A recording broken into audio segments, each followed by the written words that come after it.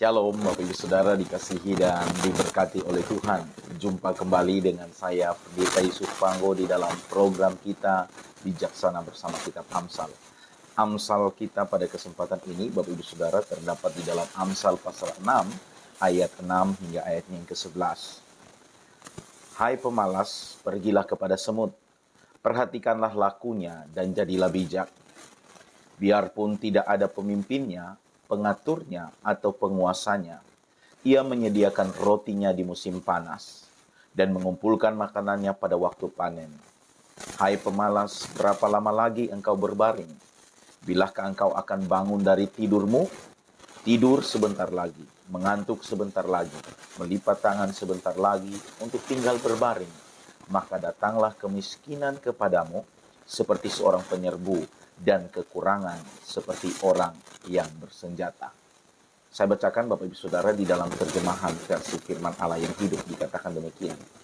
Hai pemalas, belajarlah dari semut. Belajarlah dari cara hidupnya dan jadilah bijaksana. Karena walaupun mereka tidak mempunyai raja yang menyuruh mereka bekerja keras sepanjang musim panas, mengumpulkan makanan untuk musim dingin. Tetapi engkau tidur saja. Kapankah engkau akan bangun? Biarkan aku tidur sebentar lagi. Ya, tidurlah terus. Dan sementara engkau tidur, kemiskinan mendatangi engkau seperti perampok, dan kemelaratan menyerang engkau seperti musuh yang bersenjata lengkap. Bapak Ibu Saudara dikasihi dan diberkati oleh Tuhan. Firman Tuhan mengajarkan kepada kita bahwa ternyata kemelaratan, kemiskinan itu bukan karena tidak punya pekerjaan. Tetapi itu karena orang juga yang tidak mau bekerja, berusaha. Ya. Ketika orang lain berhasil, kita pikir dia pakai pesugihan. Ya. Tetapi karena kita begitu malas di dalam hidup ini, ya, lebih mudah tersinggung. Dan pada akhirnya orang berhasil, kita mudah iri. Orang iri itu sebenarnya orang yang sombong, tapi tidak mempunyai kemampuan. Perhatikan, orang yang iri hati itu adalah orang yang sombong, tapi tidak mempunyai kemampuan. Karena Alkitab bilang, di mana ada iri hati dan mementingkan diri sendiri, di situ ada segala macam perbuatan jahat. Ya, jadi orang yang malas, orang yang tidak mau bekerja, Bapak Ibu Saudara, pikirannya itu sudah pasti sempit, wawasan dia sempit. Yang kedua, mudah tersinggung dan lebih emosional, ya.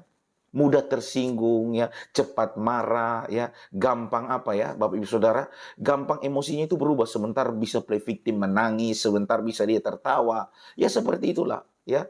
Ciri orang-orang yang malas, memiliki sifat malas, pikiran wawasan sempit, kemudian mudah tersinggung dan emosional, ya. Nah, perhatikan baik-baik, orang-orang seperti ini sulit Bapak Ibu Saudara untuk kita ajak bicara dengan logika, karena mereka lebih mementingkan perasaan mereka. Segala sesuatu tidak dipertimbangkan, tapi diukur dengan perasaan. Akhirnya sebentar moodnya marah, sebentar dia bisa ketawa. Ya, kalau kita ada di lingkungan orang-orang yang memiliki sifat malas seperti ini, kita akan sulit, Bapak Ibu Saudara. Kita membuat diri kita susah sendiri, Bapak Ibu Saudara. Nah, perhatikan. Karena itu, kalau kita perhatikan dengan seksama, berbagai macam bentuk keonaran dan kerusuhan yang sering terjadi, kebanyakan melibatkan manusia-manusia yang tak bekerja. Bapak Ibu Saudara perhatikan baik. Ya, bila kita perhatikan dengan seksama, ya, berbagai macam bentuk keonaran, ya, keributan, kerusuhan yang sering terjadi, kebanyakan melibatkan manusia-manusia yang tak bekerja atau manusia-manusia malas. Emosi mereka itu mudah dipancing, ya, karena mereka bukan orang-orang yang bekerja. Sulit berbicara tentang ide, gagasan, itu susah Bapak Ibu Saudara, ya. Dan mereka punya wawasan itu sempit, mudah tersinggung, dan cepat bisa tersulut emosi perasaan mereka. Nah, ternyata di dalam Amsal ini mengajarkan kepada kita bahwa kemiskinan bukan saja menjadi bagian hidup orang yang tidak mendapatkan kesempatan kerja. Catat baik-baik ini. Kemiskinan bukan saja menjadi bagian hidup orang yang tidak mendapatkan kesempatan bekerja, tetapi juga sebagai akibat orang yang malas bekerja. Ya. Jadi saudara perhatikan, kalau engkau malas bekerja, akibatnya engkau akan mengalami kemiskinan. Engkau hidup tidak pernah bersyukur dan kurang terus, sehingga engkau tidak pernah merasa cukup dengan apa yang Tuhan berikan. Dan perhatikan, sebagai orang Kristen, sebagai pengikut Kristus, catat baik-baik ini. Kehidupan yang mapan, sejahtera, tidak hadir begitu saja. tetapi harus diusahakan dan dikelola dengan bijaksana. Anda mau memperoleh kehidupan yang penuh dengan damai dan sejahtera, Bapak Ibu Saudara, dia tidak hadir secara instan. Simsalabim maka damai sejahtera engkau dapat peroleh. Simsalabim engkau punya segala sesuatu yang engkau butuhkan. Tidak, tidak. Alkitab mencatat bahwa damai sejahtera itu, kemapanan itu harus diusahakan dan dikelola dengan bijaksana, Bapak Ibu Saudara. Nah, kita bisa menjumpai ciri-ciri orang pemalas ini, Bapak Ibu Saudara. Di mana orang pemalas itu yang pertama, terlalu banyak keinginan dalam hidupnya. Ya, ngomong besar ya, terlalu banyak keinginan di dalam hidupnya. Di dalam Amsal 21 ayat 25 dikatakan, si pemalas dibunuh oleh keinginannya karena tangannya enggan bekerja. Ya. Keinginannya terlalu banyak, tapi tangannya tidak mau bekerja, tidak mau berusaha. Ya. Keinginannya banyak. Pada akhirnya dia dibunuh oleh keinginan tersebut. Ya. Karena apa yang dia ingin capai, dia tidak dapatkan. Karena dia tidak bekerja. Ya, itu akhirnya dengan mudah tersinggung. Lihat orang berhasil, dia susah. Lihat orang sukses, dia iri hati. Ya. Karena terlalu besar keinginannya. Akhirnya dia dibunuh oleh keinginan tersebut. Lihat orang berhasil, dia pikir orang menggunakan pesugihan. Lihat orang sukses, dia berpikir orang memakai menjadi penjilat mungkin di tempat kerja. Padahal orang bekerja banting tulang, berusaha. Ya. Dan percayalah ketika kita bekerja berusaha, Tuhan pasti akan menyertai memberkati apa yang kita kerjakan. Si pemalas itu kita akan bisa lihat dengan dia memiliki ya keinginan, terlalu banyak keinginan. Yang pertama. Yang kedua, orang yang pemalas itu, kita akan bisa melihat cirinya di mana dia terlalu banyak alasan dalam hidupnya. Suruh kerja ini, lakukan ini, diperintah. Jangan bermimpi, berinisiatif lagi. Diperintah, itu yang sudah harusnya tanggung jawab dia. Hidupnya terlalu banyak alasan. Nah susah, Bapak Ibu Saudara, kalau engkau punya partner kerja, orang seperti ini. Ya. Hidupnya terlalu banyak alasan. Itu dikatakan dalam Amsal 22 ayat 13. Si pemalas berkata, ada singa di luar, aku akan dibunuh di tengah jalan. Padahal dia tidak mau pergi bekerja ke kebunnya, ya, ke ladangnya, dengan alasan bahwa ada singa di luar, aku akan dibunuh oleh singa tersebut. Padahal itu alasan yang tidak masuk akal. Sesungguhnya dia malas, dia tidak mau pergi bekerja, menggarap ladangnya, menggarap kebunnya. Jadi saudara lihat, ciri orang malas itu hidupnya terlalu banyak alasan. Kemudian di dalam Amsal pasal 26 ayat 13 dan 14. Berkatalah si pemalas, ada singa di jalan, ada singa di lorong. Ada singa di jalan, ada singa di lorong. Ayat 14.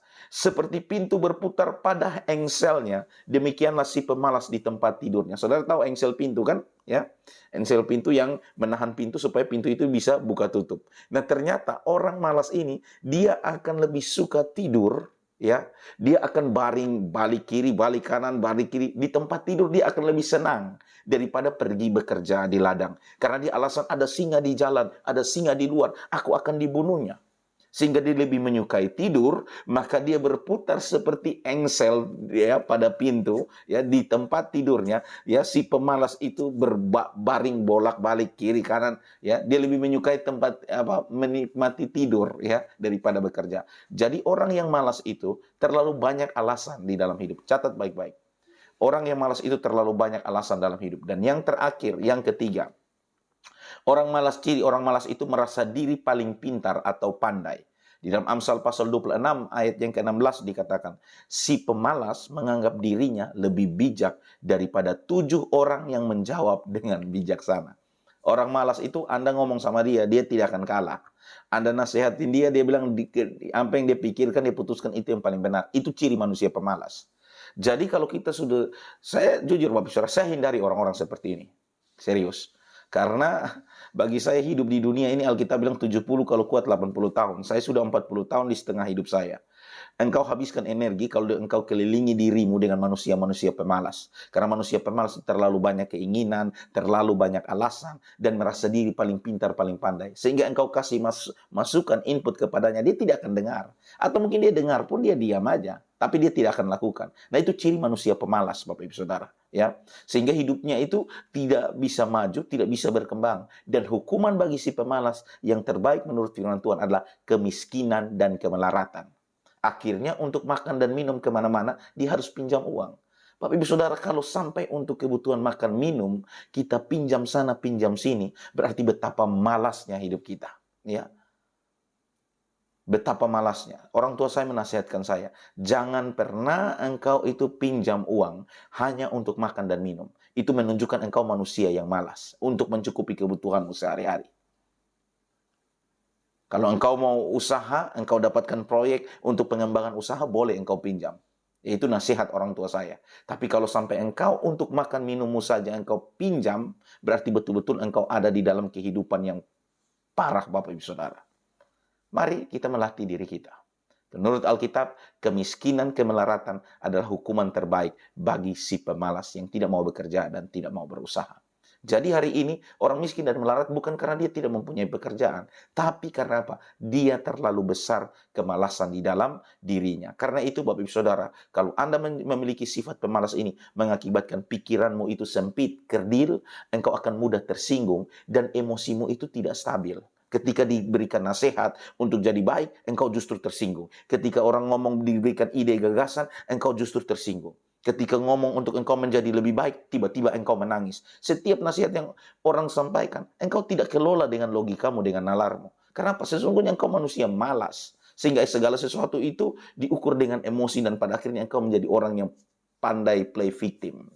Catat ini baik-baik, Bapak Ibu Saudara. Menempatkan diri sebagai korban terus. Padahal engkau adalah manusia malas. Karena itu mari kita menjadi orang Kristen yang bijaksana, bekerja, berusaha, supaya hidup kita menjadi berkat dimanapun kita berada. Kiranya renungan ini boleh memberkati kita semua. Saya Pendeta Yusuf Panggo. Shalom.